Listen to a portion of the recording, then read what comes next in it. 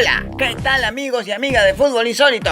¿Cómo les va? Bienvenidos a un nuevo video. Hoy te traemos una de las historias más insólitas que le pasó al fútbol argentino, una de las historias de esa tipo cuento de Fontana Rosa, y aunque hayamos tenido historias bizarras y ridículas en videos anteriores como cuando Racing alquiló su plantel a un club mendocino, o como cuando dirigieron árbitros ingleses en el fútbol argentino, o como cuando Chacarita tuvo que salir a jugar con la camiseta de los mismos hinchas, o como cuando Racing de Córdoba ganó un partido y también ganó el PRODE gracias a ese partido. En fin, historias realmente disparatadas, típicas de un deporte que ya lleva muchísimos años en actividad en el país de la eterna desestabilidad económica e institucional.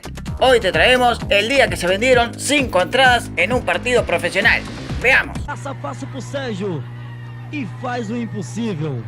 Metropolitano de 1975. En un torneo que había empezado favorable para Independiente, fue Unión de Santa Fe quien tomó la rienda de la punta del torneo. Un gran Unión de Santa Fe integrado por algunos de los grandes jugadores como el Loco Gatti en el arco, el Chapa Suñé, Carlitos Trullet, Víctor Hugo Marchetti, Miguel Ángel Tojo, Ernesto Mastrangelo y Leopoldo Jacinto Luque, todos dirigidos por el histórico Toto Lorenzo. Se atrevieron a dar el batacazo siendo líderes y revelación del torneo hasta la quinta fecha, pero inmediatamente surge un par de fechas más el equipo que sería sensación de verdad en ese torneo, River Plate, que estaba cumpliendo su 18º año sin salir campeón de nada. El millonario seguía con la larga sequía que lo acongojaba desde 1957 y se ideó cortar la racha justo para este año, con un plantel riquísimo donde podías encontrar figuras estelares de la talla del Pato Filiol, el Kaiser Pasarela, la Bruna Hijo, el Mariscal Perfumo, el Beto Alonso, JJ López, Mostaza Merlo, el Pachorra Sabela, el Puma Morete y el Pinino Más. Todos eran dirigidos por el histórico Ángel Labruna. River finalmente tomaría la punta del campeonato en la fecha 7ª y no la soltaría nunca más. Aunque sí tuvo muchos altibajos, nunca se bajó de la punta. Equipos como el ya mencionado Unión de Santa Fe además le pelearon el torneo, Boca y el enorme Huracán de los años 70. Pero nadie se atrevió a bajar de la punta al River de Labruna. Nadie. Aunque sí algo.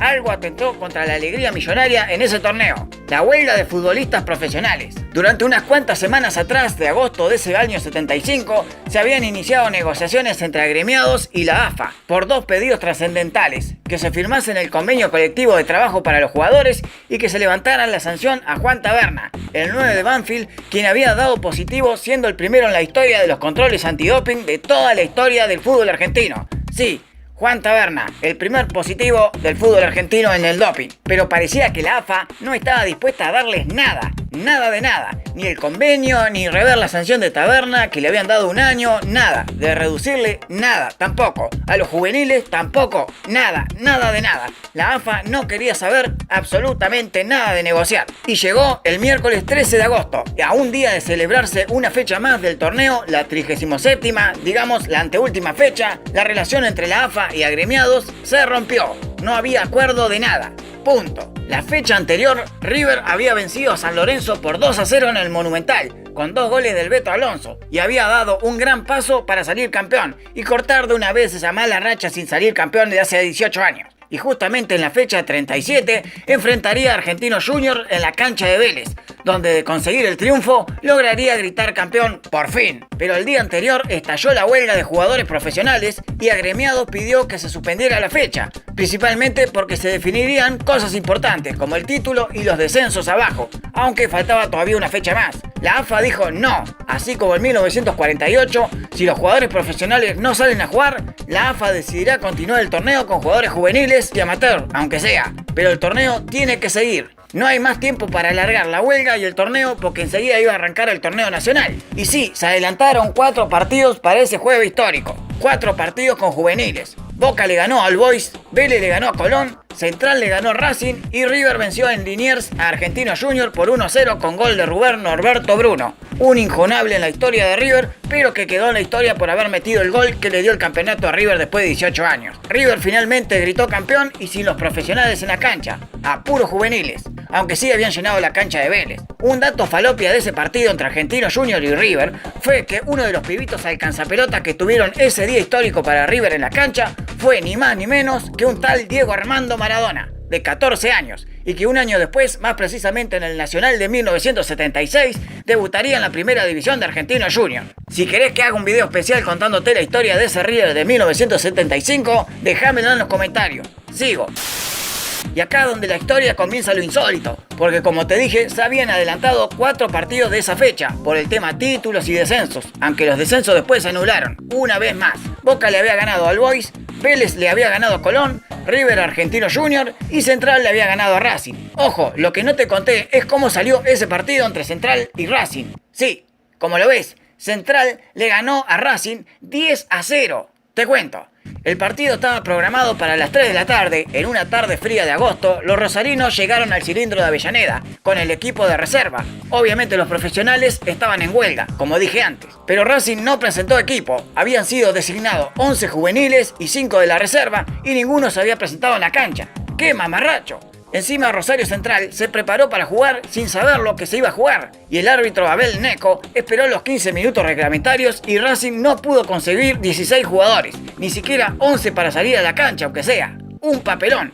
¿Y cómo seguía la situación? ¿Se suspendía el partido? ¿Se sancionaba a Racing? Nadie sabía nada. ¿Cómo seguir? La AFA decía, hay que jugar los partidos. La delegación rosarina se quedó enfurecida. Habían viajado 300 kilómetros al pedo. Encima, al no presentarse Racing, seguramente el partido se iba a postergar para otro día. Y otra vez tendrían que viajar a Avellaneda. Otra vez. No querían saber nada con la suspensión. Y los delegados del club centralista le propusieron algo al árbitro. Esperar hasta las 6 de la tarde para que Racing pudiera conseguir 16 jugadores y poder presentar un equipo en la cancha. Y luego de varias discusiones, se dispuso postergar el partido para las 6 de la tarde. Mientras tanto, los de Racing salieron a buscar sus propios jugadores, a sus jugadores. Los profesionales estaban en huelga. Los de reserva dijeron que no. Los de tercera, algunos dijeron que sí, pero la mayoría dijo que no. Pero faltaban muchos jugadores todavía, aunque sea para formar 16. 11 en la cancha y 5 de suplente. Entonces no tuvieron otro remedio que armar un equipo con jugadores de séptima, octava y novena división. O sea, pibes de 14 y 15 años jugando en primera contra la reserva de Rosario Central. ¡Ay, Dios! Finalmente el partido comenzó a las 6 de la tarde, pero hubo un problema. No había gente. Las tribunas estaban vacías. Las populares, las plateas, toda la cancha en soledad. Solo se pudo divisar un puñado de hinchas. 5. Sí, 5 hinchas pagaron la entrada, convirtiéndolo en el partido con menor recaudación de la historia del fútbol argentino. ¿Qué pasó? Claro, los hinchas de Racing que fueron a la cancha a las 3 de la tarde vieron que el partido nunca comenzó y encima nadie le dijo nada de la reprogramación del partido para las 6 de la tarde. Además, ¿cuánta gente podía ir a una anteúltima fecha del torneo a la cancha cuando Racing ocupaba el puesto 15º y Central el 8º? Muy poca gente.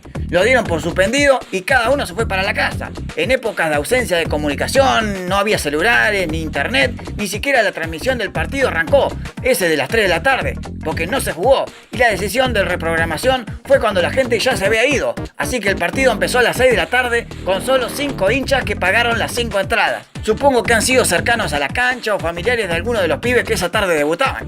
¡Qué papelón! El partido fue un asco total.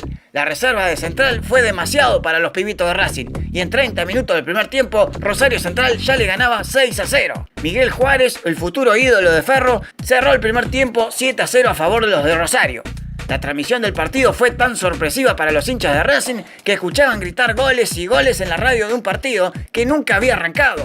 Por las dudas, los relatores se cansaron de repetir en el relato que ese partido era en vivo. Ese partido se estaba jugando en vivo, en la cancha de Racing. Y entonces, cerca de 2000 hinchas de Racing se acercaron al cilindro para alentar a los pibes en el segundo tiempo. Escuchando por la radio la espantosa realidad, Central le estaba ganando 7-0 a Racing. En esos años los socios de los clubes entraban gratis, así que los 2000 hinchas de la academia no contabilizaron como entradas vendidas, así que quedó el partido con menos entradas vendidas en la historia del fútbol argentino. 5 entraditas. La segunda parte de ese partido fue más normal. Los muchachotes de Central bajaron varios cambios y le cedieron un poco la pelota a los pibitos de Racing.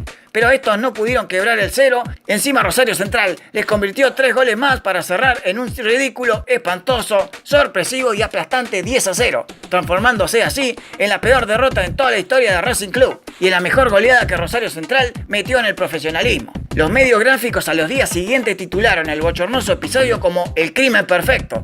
La desorganización del principal torneo de la AFA había dejado otro manchón negro de vergüenza deportiva. Jugadores de reserva con algunas experiencias en primera, jugando contra pibitos de 14 y 15 años que apenas podían soportar 2 tiempos de 45 minutos en el cilindro de Avellaneda por el solo hecho de amor a la camiseta. Dejaron otro ridículo para el fútbol argentino y sus malos manejos. Otros medios también lo catalogaron como la gran revancha centralista por aquella derrota de 1960 por 11-3 de parte de Racing, de Corbata, de Pisuti y de Sacchi. Mientras tanto, Racing en la última fecha, cuando la huelga había terminado, salió con los profesionales a jugarle a River en el Monumental, pero solo fue para el recuerdo de la histórica vuelta olímpica de River en el Monumental, luego de 18 años de sequía absoluta. En época donde el país era un caos total y que luego en unos meses entraría en una zona muy oscura de la historia, el fútbol no fue ajeno a los ya mencionados problemas económicos e institucionales, no solo de la asociación que regentea el fútbol, sino también de las instituciones que regenteaban la República. Otro papelón más en la historia de Argentina. Si te gustó el video, likealo, compartilo y no te olvides de suscribirte al canal. Dejame en los comentarios acerca de qué historia insólita del fútbol querés que hable y yo te dejo con el adelanto del próximo video.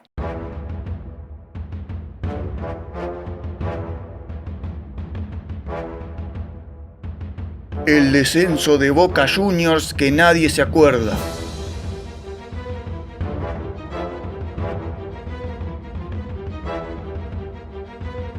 Ahora sí, futbolito, seguí mirando estos videos. Hasta la próxima.